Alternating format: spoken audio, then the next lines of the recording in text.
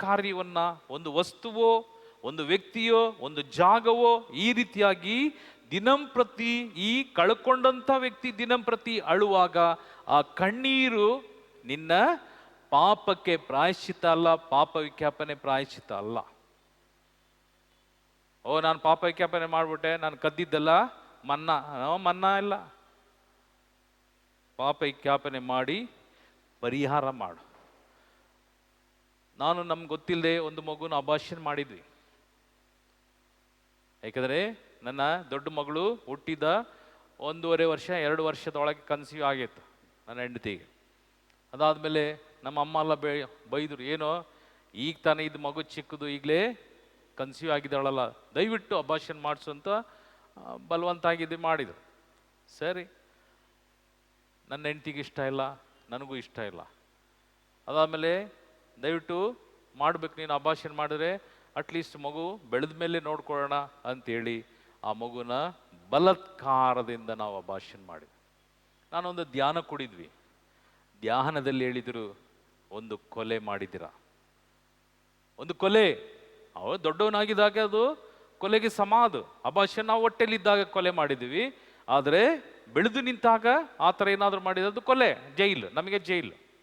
ಹಾಗಾದ್ರೆ ಪರಿಹಾರ ಏನು? ಪರಿಹಾರವೇ ಪ್ರಿಯ ಸಹೋದರ, ಪ್ರಿಯ ಸಹೋದರಿಯರೇ, ನನ್ನ ಸಂಬಳದಲ್ಲಿ ಆ ಮಗು ಯಾವ ರೀತಿಯಲ್ಲಿ ನನಗೆ ಇದ್ದಿದ್ರೆ, ಖರ್ಚಿತ್ತು, ವಿದ್ಯೆ, ನಾನು ಹೇಳುವಂಥದ್ದಲ್ಲ, ನಮಗೆ ಎಷ್ಟು ಸಾಧ್ಯನೋ ಅಷ್ಟು ದಾನ ಧರ್ಮ ಮಾಡಿ ಮಕ್ಕಳನ್ನು ಓದಿಸಿದ್ದೇವೆ. ಡಿಗ್ರಿ ಆಗಿದೆ, ಈಗ ಕೆಲಸದಲ್ಲಿದ್ದಾರೆ. ಪ್ಲಸ್ ಅವರಿಗೆ ಬೇಕಾದಂಥ ಖರ್ಚಿಗೂ, ಯೂನಿಫಾರ್ಮ್, ಸ್ಕೂಲ್, ಈ ಫೀಸ್ಗಳೆಲ್ಲ ನಾನು ನನ್ನ ಹೆಂಡತಿ ಯಾರಿಗೂ ಗೊತ್ತಿಲ್ಲದೆ ನಾನು ಅದಕ್ಕೆ ಪರಿಹಾರ ಮಾಡ್ತಿದ್ದೆ.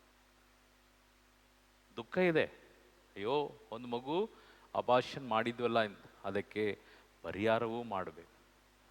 ಅದಕ್ಕೆ ಬ್ಯಾಪ್ಟಿಸಮ್ ಮಾಡಿದ್ವಿ.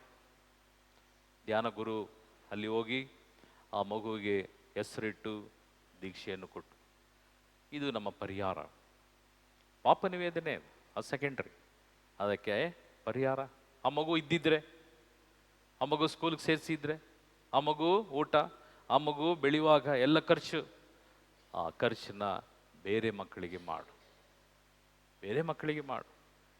ದೇವನ ವಾಕ್ಯ ಹೇಳ್ತದೆ, ಇದಕ್ಕೆ ಪಶ್ಚಾತ್ತಾಪ, ಪ್ರಾಯಶ್ಚಿತ್ತ. ಪಶ್ಚಾತ್ತಾಪ ಪಾಪ ವಿಜ್ಞಾಪನೆ, ಪ್ರಾಯಶ್ಚಿತ್ತ ಮಾಡಿದ್ದಕ್ಕೆ ಒಂದು ಕಾರ್ಯವನ್ನು ಮಾಡು. ಅದಕ್ಕಾಗಿಯೇ ಈ ದಾನ ಮತ್ತು ಧರ್ಮ ದೇವನ ಆ ಪರಿಶುದ್ಧವಾದ ಸಾನ್ನಿಧ್ಯದಲ್ಲಿ ಎಣಿಸಲ್ಪಟ್ಟಿದೆ. ತೋಬೀತನ ಗ್ರಂಥಕ್ಕೆ ತಗೊಳ್ರಿ. ತೋಬೀತ್, ಬುಕ್ ಆಫ್ ತೋಬೀತ್, 12ನೇ ಅಧ್ಯಾಯ. ತೋಬೀತನ ಗ್ರಂಥ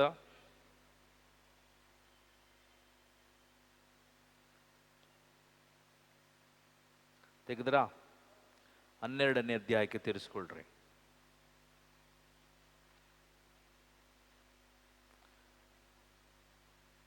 ಓಕೆ, 12ರಿಂದ ಓದಿ.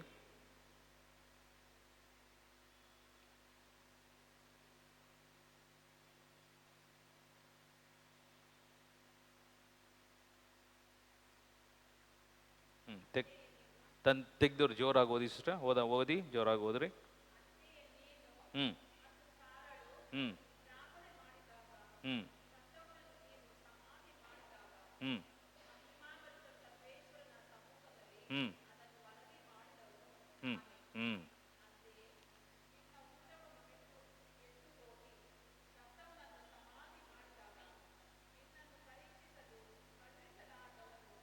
ಹ್ಮ್ ಈಗ 6ನೇ ವಾಕ್ಯದಿಂದ ಓದ್ರಿ. ಆಗ ರಫಾಯೇಲನು ತಂದೆ ಮಗ ಇಬ್ಬರನ್ನು ಪಕ್ಕಕ್ಕೆ ಕರೆದು ಇಂತೆಂದನು, ಎಲ್ಲ ಜೀವಿಗಳ ಮುಂದೆ ದೇವರು ನಿಮಗೆ ಮಾಡಿರುವ ಸಕಲ ಉಪಕಾರಗಳಿಗಾಗಿ ಕೃತಜ್ಞತಾ ಸ್ತುತಿಯನ್ನು ಸಲ್ಲಿಸಿರಿ. ಅವರ ನಾಮವನ್ನು ಭಜಿಸಿ ಹಾಡಿರಿ. ದೇವರ ಮಹತ್ ಕಾರ್ಯಗಳನ್ನು ಎಲ್ಲ ಜನರಿಗೆ ಪ್ರಕಟಿಸಿರಿ. ಅವರಿಗೆ ವಂದನೆಯನ್ನು ಸಲ್ಲಿಸುವುದರಲ್ಲಿ ಹಿಂದಾಗಬೇಡಿ. ರಾಜರುಗಳ ಗುಟ್ಟನ್ನು ಬಚ್ಚಿಡುವುದು ಸರಿಯಷ್ಟೇ, ಆದರೆ ದೇವರ ಮಹತ್ ಕಾರ್ಯಗಳನ್ನು ಒಪ್ಪಿಕೊಂಡು ತಕ್ಕ ಮರ್ಯಾದೆಯಿಂದ ಪ್ರಕಟಿಸುವುದು ಉಚಿತ. ಹ್ಮ್ ಒಳಿತನ್ನು ಮಾಡುವವರ ಮೇಲೆ ಕೆಡುಕು ಜಯಗಳಿಸದು. ಹ್ಮ್ ಜಪ ತಪ ಉಪವಾಸ ವ್ರತ ಇದೆಲ್ಲ ಒಳ್ಳೆಯದೇ, ಆದರೆ ನ್ಯಾಯ ನೀತಿ ದಾನ ಧರ್ಮ ಅದಕ್ಕಿಂತಲೂ ಮೇಲಾದದ್ದು. ಹ್ಮ್ ಅನ್ಯಾಯದಿಂದ ಕೂಡಿದ ಅತುಳೈಶ್ವರ್ಯಕ್ಕಿಂತ ನೀತಿಯಿಂದ ಕೂಡಿದ ಕಿಂಚತ್ತು ಲೇಸು. ಬೆಳ್ಳಿ ಬಂಗಾರವನ್ನು ಕೂಡಿಸುವುದಕ್ಕಿಂತ ದಾನ ಧರ್ಮ ಮಾಡುವುದು ಲೇಸು. ಏಕೆಂದರೆ ಏಕೆಂದರೆ ದಾನ ಧರ್ಮವು ಹ್ಮ್ ಮರಣದಿಂದ ಹ್ಮ್ ರಕ್ಷಿಸುತ್ತದೆ. ದಾನ ಧರ್ಮವು ದಾನ ಧರ್ಮವು ಮರಣದಿಂದ ಮರಣದಿಂದ ಯಾವ ಮರಣ? ನಮಗೆ ಒಂದು ಮರಣ ಸಂಭವಿಸ್ತದೆ, ಆದರೆ ಮರಣದ ನಂತರ ಯೇಸು ಕ್ರಿಸ್ತನಲ್ಲಿ ಜೀವಿಸುವವನಿಗೆ ಮರಣ ಇಲ್ಲ. ಅಂದರೆ ನಮ್ಮ ಆತ್ಮವು ಕ್ರಿಸ್ತನಲ್ಲಿ ಇರ್ತದೆ. ಮರಣಕ್ಕೆ ನಮ್ಮ ಶರೀರ ಅಷ್ಟೇ, ಮಣ್ಣಲ್ಲಿ ಮಣ್ಣಾಗಿ ಹೋಗುವಂಥ ಶರೀರ. ಆದರೆ ಸರಿಯಾಗಿ ಗಮನಿಸ್ರಿ, ಯಾರೆಲ್ಲ ಕ್ರೈಸ್ತರಿದ್ದೀರಿ, ರೋಮನ್ ಕ್ಯಾಥಲಿಕ್ ಇದ್ದೀರಿ, ಪೆಂಟಕೋಸ್ಟ್ ಇದ್ದೀರಿ, CS ಇದ್ದೀರಿ, ಮರಣದ ನಂತರ ನನ್ನ ಆತ್ಮವು ಮುಖ್ಯ. ಆತ್ಮಕ್ಕೆ ಜೀವ ಇದೆ, ಆತ್ಮಕ್ಕೆ ಮರಣ ಇಲ್ಲ. ಸರಿಯಾಗಿ ಗಮನಿಸಿ, ಆತ್ಮಕ್ಕೆ ಮರಣ ಇಲ್ಲ. ಆತ್ಮವು ಜೀವದೊಂದಿಗೆ ಪರಲೋಕಕ್ಕೆ ಎತ್ತಲ್ಪಡ್ತದೆ. ಏಕೆಂದರೆ ನಿನ್ನ ದಾನ ಮತ್ತು ಧರ್ಮ ಮತ್ತು ನ್ಯಾಯ ಮತ್ತು ನೀತಿ. ನೋಡಿದ್ರಾ? ನ್ಯಾಯ ನೀತಿ ಇಲ್ಲದೆ ನೀನು ಈ ಲೋಕದಲ್ಲಿ ಜೀವಿಸಿದ್ದಲ್ಲಿ, ಕೇವಲ ನಾವು ಚರ್ಚಿಗೆ ಬರ್ತೀವಿ, ವಾಕ್ಯ ಕೇಳ್ತೀವಿ, ಅದಾದಮೇಲೆ ಧ್ಯಾನಕೂಟಗಳಿಗೆ ಹೋಗ್ತೀವಿ, ಎಂಥ ಧ್ಯಾನ ಎಂಬುದಾಗಿ ಹೇಳ್ಬೋದು, ಎಂಥ ವಾಕ್ಯ ಎಂಬುದಾಗಿ ಹೇಳ್ಬೋದು. ಆದರೆ ನನ್ನಲ್ಲಿ ಕರೆಕ್ಷನ್ ಇಲ್ಲದಿದ್ದರೆ, ತಿದ್ದುಪಾಡಿ ಇಲ್ಲದಿದ್ದರೆ, ನನ್ನಲ್ಲಿ ದೇವನ ಅಭಿಷೇಕವನ್ನು ನಾನು ಗಳಿಸಿಕೊಳ್ಳದಿದ್ದರೆ, ಈ ದಾನ ಧರ್ಮ ನ್ಯಾಯ ನೀತಿ ನಮಗೆ ಯಾವ ಕಾರಣಕ್ಕೂ ಸಪೋರ್ಟ್ ಆಗಿಲ್ಲ. ನ್ಯಾಯ ಮತ್ತು ನೀತಿ ಪ್ಲಸ್ ದಾನ ಧರ್ಮ. ಓದಿ ಬ್ರದರ್ ವಾಕ್ಯ. ಏಕೆಂದರೆ ದಾನ ಧರ್ಮವು ಮರಣದಿಂದ ರಕ್ಷಿಸುತ್ತದೆ, ಪಾಪದಿಂದ ಶುದ್ಧೀಕರಿಸುತ್ತದೆ. ಅದಾದ ಮೇಲೆ ದಾನ ಮಾಡುವವರ ಜೀವನ ಸೌಭಾಗ್ಯ ತುಂಬಿದ ಜೀವನ. ಪಾಪ ಮಾಡುವವರು ಕೇಡು ಮಾಡುವವರನ್ನು ತಮಗೆ ತಾವೇ ಕೊಟ್ಟು ವಿರೋಧಿಗಳು. ಬಲಗೈ ಮೇಲೆ ಮಾಡಿ praise the lord. Praise the lord. Hallelujah, hallelujah, hallelujah.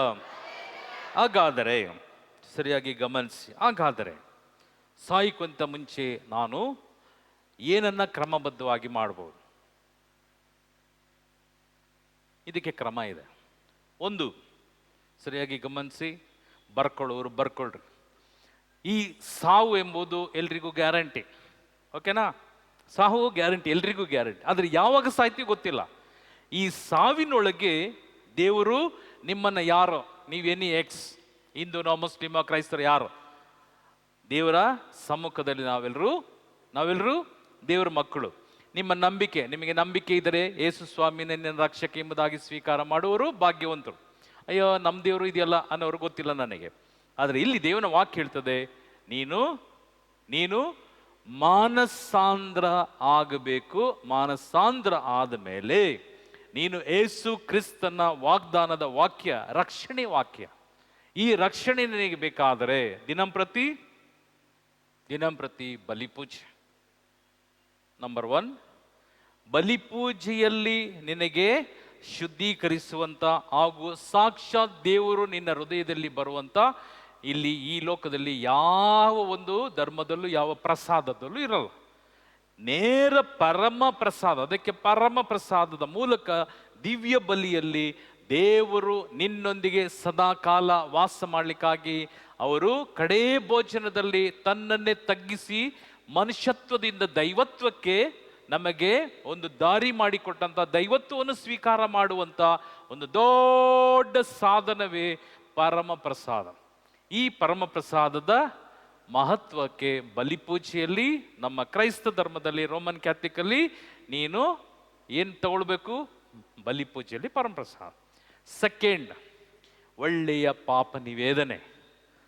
ಪಾಪ ನಿವೇದನೆ ಪ್ಲಸ್ ಪಶ್ಚಾತ್ತಾಪ, ಪಾಪ ನಿವೇದನೆ, ಪರಿಹಾರ ನಿನಗೆ ಯಾವುದರಿಂದ ತಪ್ಪಿಸ್ಲಿಕ್ಕೆ? ಮರಣ ಮತ್ತು ನರಕ. ಹಾಗೂ ಯಾವ ಮರಣ? ನಿತ್ಯ ಮರಣ. ಸತ್ತ ಮೇಲೆ ಒಂದು ಮರಣ, ಎರಡನೇ ಮರಣ ಇದೆ. ಆ ಎರಡನೇ ಮರಣದಿಂದ ತಪ್ಪಿಸ್ಲಿಕ್ಕಾಗಿಯೇ ನೀನು ಪರಿಹಾರವನ್ನ ಮಾಡುವಂಥದ್ದು. ಈ ಪರಿಹಾರ ಮಾಡಿ ನೀನು ನಿನ್ನ ಆತ್ಮವನ್ನ ಶುದ್ಧಿ ಮಾಡುವಾಗ ಸಂತರ ರೀತಿಯಲ್ಲಿ, ಅದಕ್ಕೆ ಸಕಲ ಸಂತರ ಹಬ್ಬ ಎಂಬುದಾಗಿ ನವೆಂಬರ್ 1ನೇ ತಾರೀಕು ಮಾಡ್ತಾರೆ. ಸಕಲ ಸಂತರ ಹಬ್ಬ. ಯಾರು ಸಕಲ ಸಂತರು? ಹಲೋ, ಯಾರು? ನಮ್ಮ ರೋಮನ್ ಕ್ಯಾಥಲಿಕಲ್ಲಿ 365 ದಿವಸ ಸಂತರ ಹಬ್ಬ ಇದೆ, ಹೌದಾ? ದಿನಂಪ್ರತಿ ಫಾದರು ಬಲಿ ಪೂಜೆಯಲ್ಲಿ ಹೇಳ್ತಾರೆ ಯಾವ ಸಂತರು ಇವತ್ತು ಅಂತೇಳಿ. ನಿಮಗೆ ವಾಟ್ಸಪ್ಪಲ್ಲೂ ನಮ್ಮ ಮೆಸೇಜ್ಗಳು ಬರುವಾಗ ಅದರಲ್ಲಿ ಹಾಕಿರ್ತಾರೆ ಸಂತರು. ಡೈಲಿ ಒಂದೊಂದು ಸಂತರಿದ್ದಾರೆ. ಅದಕ್ಕಿಂತಲೂ ಹೆಚ್ಚಾಗಿ ಸಂತರಿದ್ದಾರೆ. ಧರ್ಮಸಭೆಯು ಹಾಗೂ ಅನೇಕರು ಒಳ್ಳೆಯ ಸತ್ಕಾರ್ಯಗಳನ್ನು ಮಾಡಿ ಸಂತರ ರೀತಿಯಲ್ಲೇ ಜೀವಿಸಿದಂಥ ಅನೇಕ ಜನ ಗುರ್ತಿಸದಂಥ ವ್ಯಕ್ತಿಗಳಿದ್ದಾರೆ. ಈಗ ನೀವು ನಾಳೆ ಸಂತರ ಆಗ್ಬೋದು, ಗೊತ್ತಿಲ್ಲ. ಸಂತರು ಮೇಲಿಂದ ಧುಮುಕಿಲ್ಲ. ಇವರೆಲ್ಲ ನಮ್ಮಂತೆಯೇ ಮನುಷ್ಯರಾಗಿ ಜೀವಿಸಿದವರು, ಮಠಕ್ಕೆ ಸೇರಿದವರು, ದೀಕ್ಷೆ ಹೊಂದಿದವರು, ಯೇಸು ಕ್ರಿಸ್ತನ ಈ ವಾಗ್ದಾನಗಳನ್ನು ನೆರವೇರಿಸಿದವರು. ಅವರ ಗುರುತಿಸಿದ್ರು, ಸಂತರಾದರು. ಈ ಗುರುತಿಸದೇ ಇರತಕ್ಕಂಥ ಅನೇಕ ಜನ ಇದ್ದಾರೆ. ಅವರು ಎಲ್ಲರಿಗಾಗಿಯೂ ಧರ್ಮಸಭೆ ಸಕಲ ಸಂತರ ದಿನ. ಅರ್ಥ ಆಯ್ತಾ? ನವೆಂಬರ್ 1ನೇ ತಾರೀಕು. ನವೆಂಬರ್ 2ನೇ ತಾರೀಕು ಸಕಲ ಆತ್ಮಗಳ ಹಬ್ಬ. ಸಕಲ ಆತ್ಮಗಳು, ಎಷ್ಟೋ ಆತ್ಮಗಳು ಈ ವಾಗ್ದಾನದ ಪ್ರಕಾರ ಎಲ್ಲಿದ್ದಾರೆ? ಸತ್ತು ಪಾಪ ವಿಜ್ಞಾಪನೆ ಇಲ್ಲದೆ, ಅದಕ್ಕೆ ರಿಪೆಂಡ್ ಆಗದೆ, ಅದಕ್ಕೆ ಪರಿಹಾರ ಮಾಡದೆ ಸತ್ತಂತ. ಅದಕ್ಕೆ ಈ ಪೇಪರ್ಗಳೆಲ್ಲ ಬರ್ತದೆ ದುರ್ಮರಣ ಎಂಬುದಾಗಿ. ದುರ್ಮರಣ ಅಂದ್ರೆ ಏನು ಗೊತ್ತಾ? ಕರೆಕ್ಟ್ ದುರ್ಮರಣ ಅಂತ ಹೇಳಿದ್ರೆ, ಒಂದು ವ್ಯಕ್ತಿ ತನ್ನ ಆತ್ಮಕ್ಕೆ ಸಾವಿಗೆ ಸಿದ್ಧರಾಗದೆ ಸಡನ್ ಆಕ್ಸಿಡೆಂಟ್, ಸಡನ್ ಸತ್ತೋಗೋದು, ಸಡನ್ ಆಗಿ ಅವರು ಆತ್ಮಹತ್ಯೆ ಮಾಡಿಕೊಳ್ಳುವಂಥ ಹಾಗೂ ಆಕ್ಸಿಡೆಂಟ್ ಆಗುವಂಥ ಈ ರೀತಿಯಲ್ಲಿ ಸಾಯುವಂಥ ವ್ಯಕ್ತಿ, ಅದು ದುರ್ಮರಣ. ಅಂದರೆ ಸಾಯುವಾಗ ಕ್ಷಮೆ ಇಲ್ಲದೆ ಅವರು ಸಾಯುವಾಗ ಅದು ದುರ್ಮರಣ. ಅದಕ್ಕೆ ಸಂತರು ಇವರೆಲ್ಲ ಹಿಂಸೆ ಬಾಧೆಗಳನ್ನು ಅನುಭವಿಸಿದರು. ಇವರು ಒಂದು ರೋಗಿಯಾಗಿದ್ರು. ಅದಾದಮೇಲೆ ಅನೇಕರು ಕೇಳ್ಬೋದು, ಅಯ್ಯೋ ಏನು ಇವರೆಲ್ಲ ಸಂತರ ಆಗ್ಬಿಟ್ರ, ದೇವ್ರ ಹತ್ರ ಹೋಗ್ಬಿಟ್ರು. ಎಸ್, ಅವರಿಗೆ ಪರಿಹಾರ ಏನು ಗೊತ್ತಾ? ಈ ಲೋಕದಲ್ಲಿ ಒಂದೊಂದು ವ್ಯಕ್ತಿಗಳು ಸ್ವಲ್ಪ ನರಳಿ ಸಾಯ್ತಾರೆ. ಅಂದರೆ ಈಗ ಉದಾಹರಣೆ ನನ್ನ ಹೆಂಡ್ತಿ, ನಾನು ಬೇರೆ ಯಾರನ್ನು ಹೇಳಲ್ಲ. ಟಿ.ಕೆ. ಜಾರ್ಜ್ ಅವರು ದೇವ್ರ ಸೇವೆ ಮಾಡಿದರು, ಹೌದಾ? ಅವ್ರು ಸಾಯುವಾಗ ಎಷ್ಟು ದಿನ ಇದ್ರು? 77 ದಿನ ಆಸ್ಪತ್ರೆಯಲ್ಲಿ ಇದ್ದರು. 77 ದಿನ ಅವರು ಭೂಮಿಯಲ್ಲಿ ದೇವನು ಕೊಟ್ಟಂತ ಸಾವಿಗೆ ಪ್ರಿಪೇರ್ ಮಾಡಿಕೊಂಡಿದ್ರು. ನನ್ನ ಹೆಂಡತಿ 16 ದಿವಸ ಹಾಸ್ಪಿಟ್ಲಲ್ಲಿದ್ದರು, ಸಾವಿಗೆ ಪ್ರಿಪೇರ್ ಮಾಡಿದ್ರು. ಸಂತರು ಎಷ್ಟೋ ವರ್ಷಗಳ ಕಾಲ ಜೈಲ್ ಹಾಗೂ ಇವರನ್ನ ಒಡೆದು ಬಡದು ಎಲ್ಲ ಸಾಯಿಸಿದರು. ಸಂತರು ಆ ಪಟ್ಟಕ್ಕೆ ಇರಬೇಕು. ಈ ರೀತಿ ನಿನ್ನ ಆತ್ಮ ಸಂರಕ್ಷಿಸಿಕೊಳ್ಳು ನೀನು ಏನು ಮಾಡಬೇಕು? ದೇವನ ವಾಕ್ಯ ನಿನ್ನದಾಗಿಸಿಕೊಳ್ಳು. ಅದೇ ರೀತಿಯಲ್ಲಿ ಒಬ್ಬೊಬ್ಬರು ರೆಡ್ಡಿ ಇರ್ತಾರೆ, ಯಾವಾಗಲೂ ರೆಡಿ ಇರ್ತಾರೆ. ಅವರು ಸಡನ್ ಸತ್ತವರು, ಅದು ದುರ್ಮರಣ ಅಲ್ಲ. ಈಗ ಫಾದರ್ ಪೀಟರ್ ಥಾಮಸ್, ಹೌದಾ, ಹರಿಹರದ ಫಾದರು, ಭಯಂಕರ ಒಳ್ಳೆ ಅಭಿಷೇಕವುಳ್ಳ ಫಾದರ್. ಅವರು ಮಾಡಿರ್ತಕ್ಕಂಥ ಕಾರ್ಯ ಭಯಂಕರ. ಯಾಕಂದರೆ ಅವ್ರು ನಮಗೆ ರಿಲೇಷನ್ ಆಗಬೇಕು. ಆ ಒಂದು ವ್ಯಕ್ತಿ ಹೇಳ್ತಾರೆ, ಇಷ್ಟೋ ಕಾರ್ಯ ಯಾರಿಗೂ ಗೊತ್ತಿಲ್ಲದಂತ ಮಾಡಿರ್ತಕ್ಕಂಥ ಕಾರ್ಯಗಳು ಆತ್ಮಕ್ಕಾಗಿ.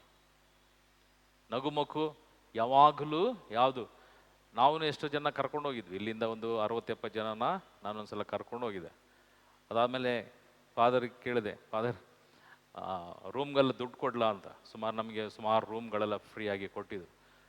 ಅವ್ರು ಕೇಳಿದ್ರು ಒಂದೇ ಒಂದು ಮಾತು, ನೀನು ದುಡ್ಡು ಕೊಡೋದು ನಾನು ಖರ್ಚು ಮಾಡ್ಕೊಳ್ತೇನೆ, ಆದರೆ ನನಗಾಗಿ ಪ್ರೇಯರ್ ಮಾಡ್ತೀಯಲ್ಲ ಅದು ಸಾಕು. ನೋಡಿ ಎಂಥ ವಾಕ್ಯ, ನನಗಾಗಿ ಪ್ರೇಯರ್ ಮಾಡ್ತೀಯಲ್ಲ ಅದು ಸಾಕು. ಪ್ರಿಯ ಸಹೋದರ, ಪ್ರಿಯ ಸಹೋದರಿ, ಯಾವೊಂದು ವ್ಯಕ್ತಿ ಆಗಲಿ ಆತನೆಲ್ಲರನ್ನ ಪ್ರೀತಿಸ್ತಾನೆ ನೋಡ್ರಿ, ಆ ಪ್ರೀತಿ ದೇವನ ಸಾಮ್ರಾಜ್ಯದಲ್ಲಿ. ಅದಕ್ಕೆ ದೇವನ ವಾಕ್ಯ ಹೇಳ್ತೇವೆ, ನಿನ್ನಂತೆಯೇ ನೀನು ಪರರನ್ನು ಪ್ರೀತಿಸು. ಆ ಪ್ರೀತಿ ಎಂಬುದು ದೇವನ ಸಾನ್ನಿಧ್ಯ. ದೇವನ ಸಾನ್ನಿಧ್ಯ. ಟೈಮ್ ಆಯಿತು, ಇನ್ನೊಂದು ಸುಮಾರು ವಾಕ್ಯಗಳಿತ್ತು, ನಿಮಗೆ ಕೊಡ್ಲಿಕ್ಕೆ ಸಾಧ್ಯ ಇಲ್ಲ.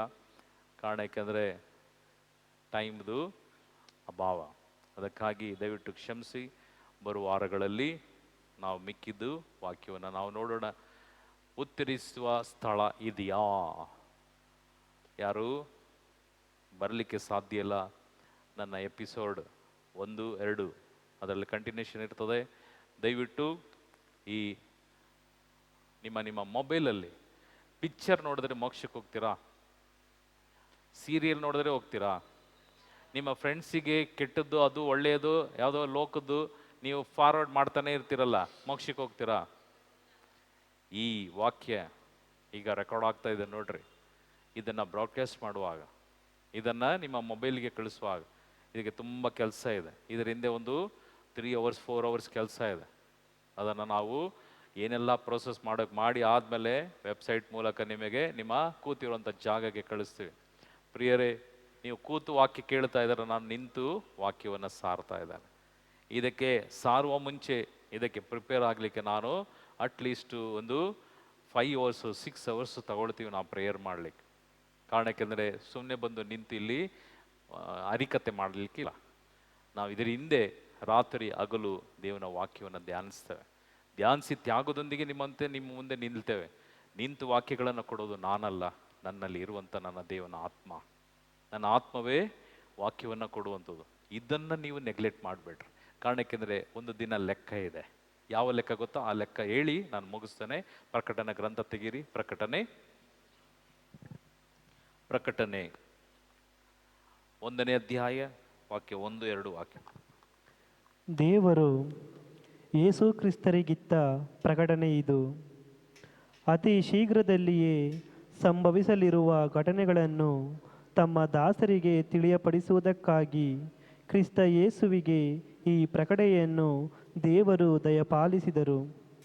ಕ್ರಿಸ್ತ ಯೇಸು ತಮ್ಮ ದೂತನನ್ನು ಕಳುಹಿಸಿ ತಮ್ಮ ದಾಸನಾದ ಯೋಹಾನನಿಗೆ ಇವುಗಳನ್ನು ಪ್ರಕಟಿಸಿದರು. ಯಾವುಗಳನ್ನು ಪ್ರಕಟಿಸಿದರು? ಈಗ ಓದುವಂಥದ್ದನ್ನು ಇವುಗಳನ್ನು ಪ್ರಕಟಿಸಿದರು. ಆಮೇಲೆ ಯೋಹಾನನನ್ನು ದೇವರ ಸಂದೇಶಕ್ಕೂ ಕ್ರಿಸ್ತೇಸು ತಿಳಿಸಿದ ಸತ್ಯಕ್ಕೂ ಸಾಕ್ಷಿಯಾಗಿದ್ದಾರೆ. ಈ ಪ್ರಧಾನ ಸಂದೇಶವನ್ನು ಓದುವವನು ಧನ್ಯನು. ಸರಿಯಾಗಿ ಕೇಳ್ಕೊಳ್ರಿ. ಈ ಪ್ರವಾದನ ವಾಕ್ಯ ನಿಮ್ಮಲ್ಲಿ ಬೈಬಲ್ ಇದ್ದು ಓದದೇ ಇದ್ದವರು, ಬೈಬಲ್ ಇದ್ದು ನೀವು ತೆಗೆದೇ ಇದ್ದವರು, ಓದದೇ ಇದ್ದವರು ಶಾಪಗ್ರಸ್ತರಾಗ್ತಾರೆ. ಕಾರಣ ಏಕೆಂದರೆ ದೇವರು ಓದಲಿಕ್ಕೆ ಒಂದು ಅಟ್ಲೀಸ್ಟ್ ಕೂಡಿಸಿ ಓದೋಂಥ ಶಕ್ತಿ ಯಾರಿಗೆಲ್ಲ ಕೊಟ್ಟಿದ್ದಾರೆ. ಅಂಥವ್ರು ಓದಲಿಕ್ಕೆ ನೀವು ನಿರ್ಲಕ್ಷ್ಯ ಮಾಡಿದರೆ ಸತ್ತ ಮೇಲೆ ನಿಮ್ಮನ್ನು ನಿರ್ಲಕ್ಷ್ಯ ಮಾಡಲಾಗ್ತದೆ. ಸತ್ತ ಮೇಲೆ ನಿಮ್ಮನ್ನು ನಿರ್ಲಕ್ಷ್ಯ ಆಗ್ತದೆ. ನಿಮ್ಮನ್ನು ಯಾರು ಕೇರ್ ಮಾಡದೆ, ಒಂದು ವ್ಯಕ್ತಿ ನಿನ್ನೆ ಅದೇ ಹೇಳ್ತಾ ಇದ್ರು, ಸ್ವಾಮಿ ನನ್ನ ಹೆಂಡತಿ ಕೂಲಿಗೆ ಹೋಗ್ತಾಳೆ, ನಾನು ಒಂಟಿ ಮನೇಲಿರ್ತೀನಿ, ಬೆಳಗ್ಗಿಂದ ರಾತ್ರಿಯಿಂದ ಬೆಳಗ್ಗೆ ಮನೇಲೇ ಇರ್ತಾನೆ, ನಡಿಲಿಕ್ಕಾಗೋದಿಲ್ಲ, 2 ಕಾಲು ಸೊಂಟ ಬಿದ್ದೋಗಿದೆ ಸ್ವಾಮಿ, ಕೆಲಸ ಮಾಡುವಾಗ ನಾನು ಜಾರಿ ಬಿದ್ದಿದ್ದು, ನನಗೆ ಆಪರೇಷನ್ ಮಾಡಲಿಲ್ಲ, ಯಾಕೆಂದರೆ ಲಕ್ಷಾಂತರ ರೂಪಾಯಿ ಬೇಕು, ಒಂದು ಸ್ಪೈನಲ್ ಕಾರ್ಡ್ ಕೊಟ್ಟಾಗಿ, ಮನೇಲೇ ಮಲಗಿರ್ತೇನೆ, ನಾನು ದೇವ್ರ ಹತ್ರ ಕೇಳ್ತೀನಿ, ಸ್ವಾಮಿ ನನ್ನ ತಗೋ, ನನ್ನ ಹೆಂಡತಿ ಬರ್ತಾಳೆ, ನನ್ನ ಮಕ್ಕಳು ಯಾವತ್ತೋ ಒಂದಿನ ಬರ್ತಾರೆ, ಅಪ್ಪ ಹೇಗಿದ್ಯಾ, ಏನು ಹೇಳಲಿ, ನಾನು ಚೆನ್ನಾಗಿದ್ದೀನಿ ಅಂತ ಹೇಳ, ನಾನು ಆದ್ರೂ ನನ್ನ ಮಕ್ಕಳ ಹತ್ರ ಅವ್ವ ಚೆನ್ನಾಗಿದ್ದೀನಿ ಕಣವ್ವ, ಚೆನ್ನಾಗಿದ್ದೀನಪ್ಪ, ಚೆನ್ನಾಗಿದ್ದೀನಿ ಅಂತ ಹೇಳ್ತಾನೆ. ಆದರೆ ನನ್ನ ರೀತಿಯಲ್ಲಿ ಹುಚ್ಚಿನ ರೀತಿಯಲ್ಲಿ ಯಾರೂ ಆಗಬಾರ್ದು. ನನ್ನ ಹೆಂಡತಿ ಕೆಲ್ಸಕ್ಕೆ ಹೋಗ್ತಾಳೆ, ಮಕ್ಕಳೆಲ್ಲ ಮದುವೆಯಾಗಿ ಹೊಟ್ಟೋದ್ರು. ನಾನು ಒಬ್ಬಂಟಿಗನಾಗಿ ದಿನೇ ದಿನೇ ದಿನೇ ದಿನೇ ನಾನು ಕೇಳೋದು, ದೇವರೇ ನನಗೆ ಸಾವು ಕೊಡು, ದೇವರೇ ನನಗೆ ಸಾವು ಕೊಡು. ಬೇರೆ ಏನು ಕೇಳಲಿಲ್ಲ, ಕೇಳೋಕ್ಕೂ ಬೇಡ, ನನಗಿದು ವಾಸಿ ಮಾಡಿ ಕೇಳಲ್ಲರ, ನನಗೆ ಸಾವು ಕೊಡು ಅಂತ ಕೇಳ್ತಾ ಇದ್ದೇನೆ. ಪ್ರಿಯ ಸಹೋದರ, ಪ್ರಿಯ ಸಹೋದರಿಯರೇ, ಆ ಒಂಟಿತನ ದೇವನ ವಾಕ್ಯ ಹೇಳ್ತದೆ, ಇದು ನಿನ್ನ ಕೈಯಲ್ಲಿ ನಿನ್ನ ರಕ್ಷಣೆಗೆ ಕೊಟ್ಟಿರ್ತಕ್ಕಂಥ ಬೈಬಲ್. ಇದನ್ನು ನೀನು ಓದ್ದೆ, ನೀನು ಮನೆಗೆ ಹೋಗಿದ ತಕ್ಷಣ ಬಿಸಾಡಿ ನಿನ್ನದೇ ಆದಂಥ ಕಾರ್ಯವನ್ನು ಮಾಡುವಾಗ ಒಂದು ಪ್ರಯೋಜನವೂ ಇಲ್ಲ ಭೂಮಿಯಲ್ಲಿ, ಒಂದು ಪ್ರಯೋಜನ ಇಲ್ಲ ಭೂಮಿಯಲ್ಲಿ. ಪ್ರಿಯರೇ, ದಯವಿಟ್ಟು ತಿಳ್ಕೊಳ್ರಿ, ಈ ಬೈಬಲ್ ಇದರಲ್ಲಿ ನಿನ್ನ ಜೀವನ ಚರಿತ್ರೆ, ನಮ್ಮೆಲ್ಲರ, ಅವನು ವ್ಯಾಪಾರಿಯೋ, ಡಾಕ್ಟ್ರೋ, ಫಾದರೋ, ಬಿಷಪೋ, ಈ ಲೋಕದಲ್ಲಿ ಏನೆಲ್ಲ ಆಗಿದೆ ಎಲ್ರಿಗೂ ಇದೆ, ಎಲ್ರಿಗೂ ಇದೆ ಇದರಲ್ಲಿ ವಾಕ್ಯ. ನೀನು ಓದಿ ಗ್ರಹಿಸಿ ಅದರಂತೆ ನಡೆ. ಆದರೆ ಓದ್ದೇ ಇರೋರಿಗೂ ಒಂದು ಆಪ್ಷನ್ ದೇವರು ಕೊಟ್ಟಾರ. ಓದಿ ಬ್ರದರ್ ವಾಕ್ಯ. ಓದಿದ್ದನ್ನು ಕೇಳಿಸಿಕೊಳ್ಳುವವರು ಧನ್ಯರು, ಓದಿದ್ದನ್ನು ಕೇಳಿಸಿಕೊಂಡವರು ಧನ್ಯನು. ಆಮೇಲೆ ಮತ್ತು ಈ ಪ್ರವಾದನೆಯಲ್ಲಿ ಲಿಖಿತವಾಗಿರುವುದನ್ನು ಲಿಖಿತವಾಗಿರುವ, ಇದು ಮನುಷ್ಯ ಬರೆದಿಲ್ಲ, ಮನುಷ್ಯನ ಮೂಲಕ ದೇವರು ಬರೆದಿರ್ತಕ್ಕಂಥ ಬೈಬಲ್. ಅದಕ್ಕೆ ಇದು ಒಂದೊಂದು ವಾಕ್ಯವು ಜೀವವುಳ್ಳದ್ದು, ಜೀವವುಳ್ಳ ವಾಕ್ಯ. ಅದಕ್ಕೆ ನೀವೆಲ್ಲರೂ ಬಂದಿರೋದು ಇದಕ್ಕೆ. ಸುಮ್ಮನೆ ನಾನು ಈ ಕತೆ ಹೇಳುವಂಥ ಕತೆಗಾಗಿ ನೀವು ಬಂದಿಲ್ಲ, ಈ ಜೀವಂತ ವಾಕ್ಯ ನಿಮ್ಮನ್ನು ಆಕರ್ಷಿಸಲಿಕೊಂಡು ಬಂದಿರತಕ್ಕಂಥದ್ದು. ಅದಕ್ಕಾಗಿ ಈ ಪ್ರವಾದನ ವಾಕ್ಯವು, ಓದಿ ಬ್ರದರ್, ಈ ಪ್ರವಾದನೆಯಲ್ಲಿ ಲಿಖಿತವಾಗಿರುವುದನ್ನು ಕೈಗೊಂಡು ನಡೆಯುವವನು ಸಹ ಧನ್ಯನು. Praise the lord. Hallelujah, hallelujah. ಎಲ್ಲರೂ ದಯವಿಟ್ಟು ಎದ್ದು ನಿಂತುಕೊಳ್ರಿ. ದೇವರು ನಮ್ಮೆಲ್ಲರನ್ನ ಈ ರಾತ್ರಿ ಆಶೀರ್ವದಿಸಲಿ. ನಿಮ್ಮ ಬದುಕು ಕ್ರಿಸ್ತನಲ್ಲಿ, ನಿಮ್ಮ ಬದುಕು ಶಾಶ್ವತವಾದಂಥ ಒಂದು ಒಡಂಬಡಿಕೆಯಲ್ಲಿ. ನಾನು ಸತ್ತಾಗ ನನ್ನ ಆತ್ಮ ಎಲ್ಲಿಗೆ ಹೋಗಬೇಕು, ಇದಕ್ಕಾಗಿ ಪ್ರಾರ್ಥಿಸಿದೆ. ಕೈ ನೋವೋ, ಕಾಲು ನೋವೋ, ಸೊಂಟ ನೋವೋ, ಏನು ನೋವೋ, ಅದು ಔಷಧಿ ತಗೊಂಡ್ರೆ ಬಿಟ್ಟು ಹೋಗ್ತದೆ.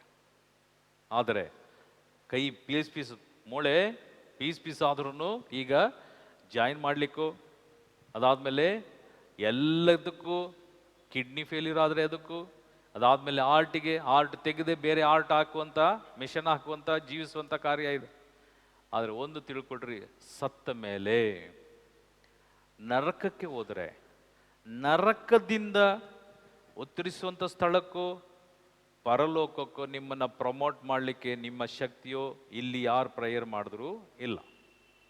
ಆದರೆ ಉತ್ತರಿಸುವಂಥ ಸ್ಥಳ ಅಲ್ಲಿದ್ದರೆ ಅಟ್ಲೀಸ್ಟ್ ಪ್ರಾರ್ಥನೆ, ಯಾರ ಪ್ರಾರ್ಥನೆಯೋ, ಅದಾದಮೇಲೆ ದಾನ ಧರ್ಮವೋ ಹಾಗೂ ಬಲಿಪೂಜೆಯಲ್ಲಿ ನಿಮಗಾಗಿ ಪ್ರಾರ್ಥಿಸಿದ ಪ್ರಾರ್ಥನೆಗೆ ಪರಲೋಕಕ್ಕೆ ಹೋಗ್ಬೋದು. ಅದೊಂದು ಚಾನ್ಸ್ ಇದೆ. ಅದು ಬರುವ ವಾರದಲ್ಲಿ ನೋಡೋಣ, ಎಲ್ಲಿದೆ, ಯಾವ ವಾಕ್ಯದಲ್ಲಿ ಸ್ವಾಮಿ ಹೇಳಿದ್ದಾರೆ ಎಂಬುದಾಗಿ ಬರುವ ವಾರದಲ್ಲಿ ನೋಡೋಣ. ಅದಕ್ಕಾಗಿ ನಿಮ್ಮ ಬದುಕನ್ನು ಇಂದು ದೇವರಿಗೆ ಸಮರ್ಪಿಸಿ. ದೇವನು ಪರಿಶುದ್ಧವಾದವರು, ನಾವು ಸಹ ಪರಿಶುದ್ಧವಾಗಿದ್ದಾಗ ಮಾತ್ರವೇ ದೇವನ ಅಭಿಷೇಕ ನಿಮ್ಮಲ್ಲಿ, ನಿಮ್ಮ ಆತ್ಮದಲ್ಲಿ. ಕಣ್ಣುಗಳನ್ನು ಮುಚ್ಚುತ್ತಾ ನಿಮ್ಮ ಅಗತ್ಯಗಳನ್ನು, ಏನೆಲ್ಲ ನೀವು ಒತ್ತು ತಂದಿದ್ದೀರಿ, ಯಾವ ಯಾವ ವಿಷಯಕ್ಕಾಗಿ ಈ ನಿಮಿಷದಲ್ಲಿ ಪ್ರಾರ್ಥನೆ ಹಾಗೂ ಯಾವ ವಿಷಯಕ್ಕಾಗಿ ಬಂದಿದ್ದೀರಿ, ಎಲ್ಲವನ್ನ ಸ್ವಾಮಿಗೆ ಒಪ್ಪಿಸಿಕೊಡ್ರಿ.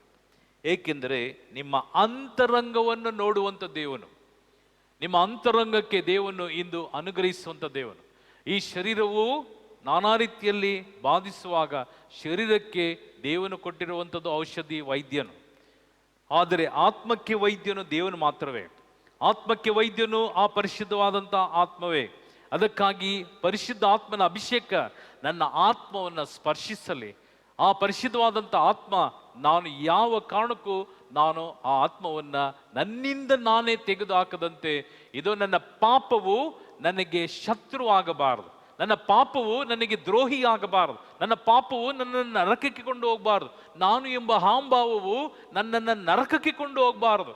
ನಾನು ಕ್ರಿಸ್ತನನ್ನು ನೋಡಿ ಕ್ರಿಸ್ತನಲ್ಲಿ ಕ್ರಿಸ್ತನ ರೀತಿಯಲ್ಲಿ ಆಗಬೇಕೆಂಬುದಾಗಿಯೇ ದೇವನು ಈ ಲೋಕಕ್ಕೆ ಬಂದದ್ದು. ನನ್ನಂತೆ ನೋಡಿ, ನನ್ನಲ್ಲಿ ನೋಡಿ ಕಲಿತುಕೊಳ್ಳ್ರಿ ಎಂಬುದಾಗಿ ದೇವನು ನಮಗೆ ನುಡಿದಂಥ ವಾಕ್ಯ. ನನ್ನನ್ನು ನೋಡಿ ನೀವು ನನ್ನ ನೋಡಿ ಕಲಿತುಕೊಳ್ಳ್ರಿ ಎಂಬುದಾಗಿ. ಮನುಷ್ಯನ ನೋಡಿ ಕಲಿಬೇಡ್ರಿ.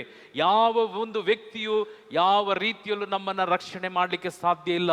ಯೇಸು ಕ್ರಿಸ್ತನು ಮಾತ್ರವೇ ನಮ್ಮನ್ನು ರಕ್ಷಿಸಲಿಕ್ಕೆ ಸಾಧ್ಯ. ಆತನನ್ನು ಹಿಂಬಾಲಿಸುವವರು ನಿತ್ಯ ಜೀವ ಅವರಿಗೆ ಎಂಬುದಾಗಿ ಆತನು, ದೇವನ ವಾಕ್ಯ ಹೇಳುತ್ತದೆ, ನನ್ನನ್ನು ಹಿಂಬಾಲಿಸುವಾಗ ನೀನು ಅನುದಿನದ ನಿನ್ನ ಶಿಲುಬೆ, ಅನುದಿನದ ನಿನ್ನ ಕಷ್ಟ, ನಿನ್ನ ದುಃಖ, ನಿನ್ನ ವೇದನೆ, ನಿನ್ನ ಸಂಕಟಗಳು ಲೋಕದಲ್ಲಿ ನಿನ್ನ ಮೇಲೆ ಇಲ್ಲದ ಸಲ್ಲದ ಆರೋಪವನ್ನು ಮಾಡುವಾಗ ನೀನು ಯಾವ ಕಾರಣಕ್ಕೂ ಕಂಗೆಡಬೇಡ. ನೀನು ನನ್ನಲ್ಲಿ ಪ್ರಾರ್ಥಿಸು, ನಾನು ನಿನಗೆ ಸಮಾಧಾನವನ್ನು ಕೊಡ್ತೇನೆ. ಅದು ಲೋಕ ಕೊಡುವಂಥ ಸಮಾಧಾನವಲ್ಲ, ಪರಲೋಕ ಕೊಡುವಂಥ ಸಮಾಧಾನ, ನನ್ನ ದೈವತ್ವದ ಸಮಾಧಾನ. ಆ ಸಮಾಧಾನ ನಿನಗೆ ನಾನು ಬಿಟ್ಟೋಗಿದ್ದೇನೆ, ಅದನ್ನು ಸ್ವೀಕರಿಸಿ ಎಂಬುದಾಗಿ. ಅಂಜಬೇಡ, ಏಕೆಂದರೆ ನಾನು ಈ ಲೋಕವನ್ನು ಗೆದ್ದಿದ್ದೇನೆ, ನೀನೂ ಸಹ ಈ ಲೋಕವನ್ನು ಗೆಲ್ಲುವ ಅಂಗಿನಲ್ಲಿರಿ ಎಂಬುದಾಗಿ.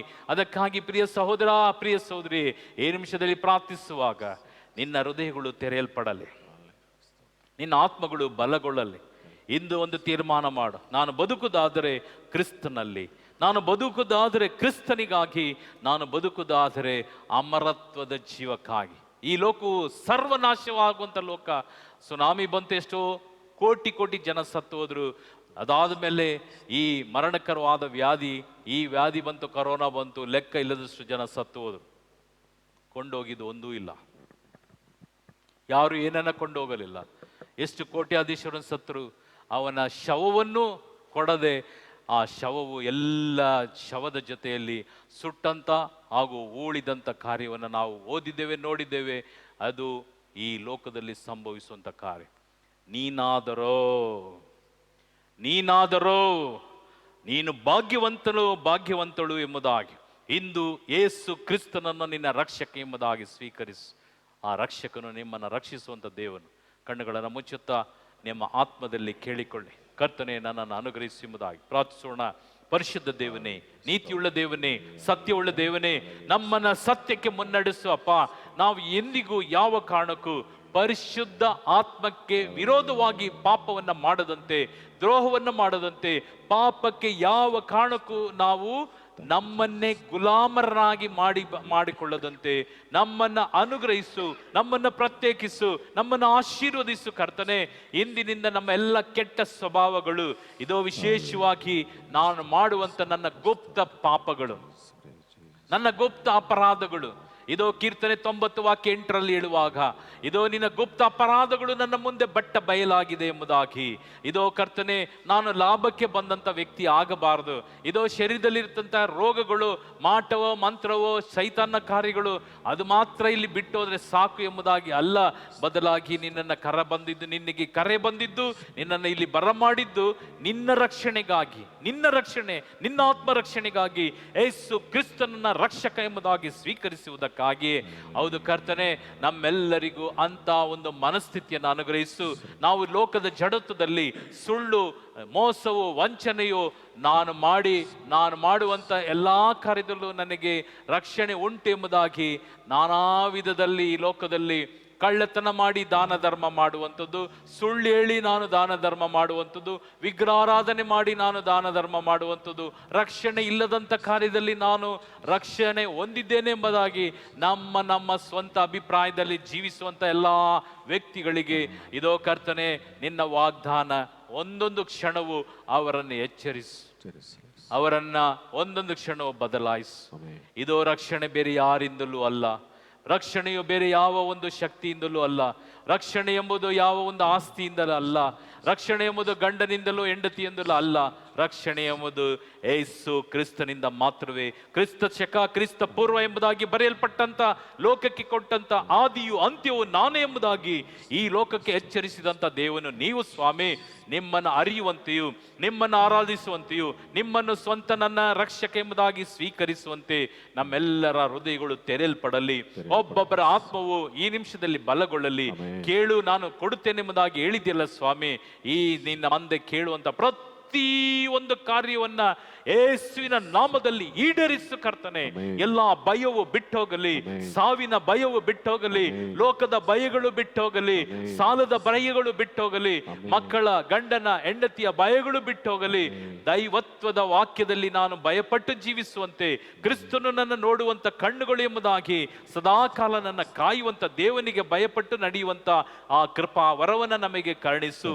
ಎಲ್ಲಾ ರೋಗಗಳಿಂದ ಬಿಡುಗಡೆ ಮಾಡು, ಪೈಶಾಚಿಕ ಕಾರ್ಯಗಳಿಂದ, ಸೈತಾನನ ಕಾರ್ಯಗಳಿಂದ, ಮಾಟ ಮಂತ್ರ ಕಟ್ಟು ಶೂನ್ಯ ಮಾಯೆಗಳು ಯೇಸುವಿನ ನಾಮದಲ್ಲಿ, ಬ್ಲಾಕ್ ಮ್ಯಾಜಿಕ್, ವೈಟ್ ಮ್ಯಾಜಿಕ್ ಎಲ್ಲವೂ ಈ ಕ್ಷಣ ಬಿಡುಗಡೆ ಹೊಂದಿಕೊಳ್ಳಲಿ ಕರ್ತನೆ. ನಿನ್ನ ಕೃಪಾ ಆಶೀರ್ವಾದವನ್ನು ಕರುಣಿಸು ಅಪ್ಪ. ನಾವೆಲ್ಲರೂ ಒಂದು ಉತ್ತಮ ಕ್ರೈಸ್ತರಾಗಿ ಬದುಕುವಂತ ಕೃಪೆಯನ್ನು ಕರುಣಿಸು. ಅಂತ್ಯಕಾಲದಲ್ಲಿ ನಿಮ್ಮನ್ನು ದರ್ಶಿಸುವಂತ ವರದಾನವನ್ನು ನಮಗೆ ಕರುಣಿಸು. ತಲೆಯಿಂದ ಕಾಲಿನ ತನಕ ಎಲ್ಲ ಎಲುಬು ಮಾಂಸ ನರ ನಾಡಿಗಳು ಯೇಸು ಕ್ರಿಸ್ತನ ನಾಮದಲ್ಲಿ ಬಲಗೊಳ್ಳಲಿ ಕರ್ತನೆ. ಅಶುದ್ಧತೆಯಿಂದ ಬಿಡುಗಡೆ ಮಾಡು, ಅಶುದ್ಧತೆ ನಮ್ಮ ಜೀವಿತದಲ್ಲಿ ಇಲ್ಲದಂತೆ ಕಾಪಾಡು.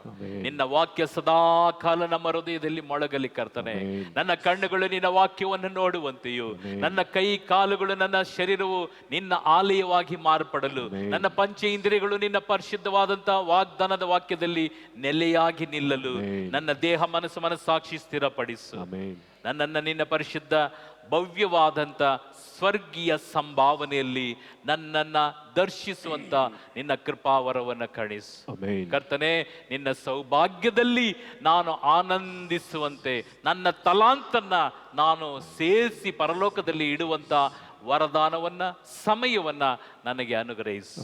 ಯೇಸು ಕ್ರಿಸ್ತನ ಮಧುರ ನಾಮದಲ್ಲಿ, ರಕ್ಷಕನ ನಾಮದಲ್ಲಿ, ಇದೋ ನಜರೇತಿನ ಯೇಸುವಿನ ನಾಮದಲ್ಲಿ, ಸತ್ಯವುಳ್ಳ ದೇವನ ನಾಮದಲ್ಲಿ, ಜೀವಿಸುವಂತ ದೇವನ ನಾಮದಲ್ಲಿ ಬೇಡಿದೆಲ್ಲವನ್ನ ಪಡೆದಿದ್ದೇನೆ ಎಂಬುದಾಗಿ ನಂಬಿ ಪ್ರಾರ್ಥಿಸಿದ್ದೇನೆ. ಜೀವದ ಒಡೆಯನೇ, ಜೀವದ ಒಡೆಯನೇ, ಜೀವದ ಒಡೆಯನೇ. ಎಲ್ಲರ ಕೈಗಳನ್ನ ಮೇಲೆ ಮಾಡುತ್ತಾ, ಸ್ವರ್ಗದಲ್ಲಿರುವ ನಮ್ಮ ತಂದೆ, ನಿಮ್ಮ ನಾಮ ಪೂಜಿತವಾಗಲಿ, ನಿಮ್ಮ ರಾಜ್ಯ ಬರಲಿ, ನಿಮ್ಮ ಚಿತ್ತ ಸ್ವರ್ಗದಲ್ಲಿ ನೆರವೇರುವ ಪ್ರಕಾರ ಭೂಮಿಯಲ್ಲಿಯೂ ನೆರವೇರಲಿ. ನಮ್ಮ ಅನುದಿನದ ಆಹಾರವನ್ನು ಇಂದು ನಮಗೆ ನೀಡಿರಿ. ನಮಗೆ ತಪ್ಪು ಮಾಡಿದವರನ್ನು ನಾವು ಕ್ಷಮಿಸುವ ಪ್ರಕಾರ ನಮ್ಮ ಪಾಪಗಳನ್ನು ಕ್ಷಮಿಸಿರಿ. ನಮ್ಮನ್ನು ಶೋಧನೆಗೊಳಪಡಿಸಿರಿ, ಕೇಡಿನಿಂದ ನಮ್ಮನ್ನು ರಕ್ಷಿಸಿರಿ.